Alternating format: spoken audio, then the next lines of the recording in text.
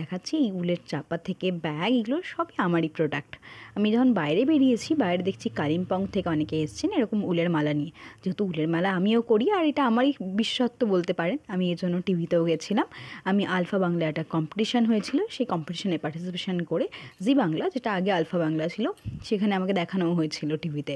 তো সেই মালা নিয়ে যখন কেউ বসেছেন তার কাছে যাওয়াটা তো আমার মনে হচ্ছে নিজের খুব একটা টান এসছে ভিতর থেকে, যে যাই তার সাথে কথা বলি। ওই মহিলার সাথে কথা বলে, উনি অপূর্ব একজন ভালো ব্যক্তিত্বে, তিনি আমাকে সব বললেন কোথা থেকে এসছেন, কত দাম করে মেলা বিক্রি করছেন, তাদের কত টাকা লেগেছে বানাতে।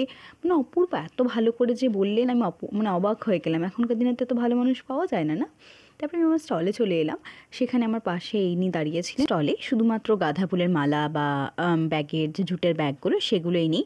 আমার স্টলে আমার পাশেই যিনি বসেছেন, তিনি চামড়ার ব্যাগ নিয়ে বসেছেন। আমার অপর পাশে যে বসেছেন, তিনি খুব সুন্দর ডিজাইনার ব্লাউজ নিয়ে বসেছেন। আর আমার উল্টো দিকে একটা সফটওয়্যার দোকান আছে। বলতে গেলে আমার এই স্টলটায় ঢুকলেই তোমরা পুরো পশ্চিমবঙ্গে যত আর্ট সবই দেখতে পাবেন।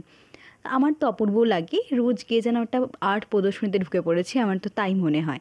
তো আমি দোকানে অনেকক্ষণ বসেছিলাম। আমাদের সেদিন তেমন একটা লোকজন ভিতরে আসেনি, সব তো বাইরেই বেশি বেশি লোক আসেন। অনেকেই ভিতরে ঢোকা পছন্দ করেন না, কি হবে ভিতরে ঢুকে, স্টলের বাইরে তো সব পাওয়াই যাচ্ছে, কিন্তু ভিতরে তো আমরাও বসে থাকি আপনাদের আগ্রহে, আপনারা অবশ্যই আসবেন।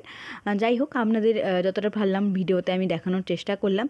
আমার পক্ষে তো সম্ভব হচ্ছিল না যে বারবার করে বাইরে গিয়ে ভিডিও করা। আপনারা অবশ্যই আসুন আর আমাদের মেলাকে আরও সুন্দর করে তুলুন। নমস্কার, ভালো থাকবেন।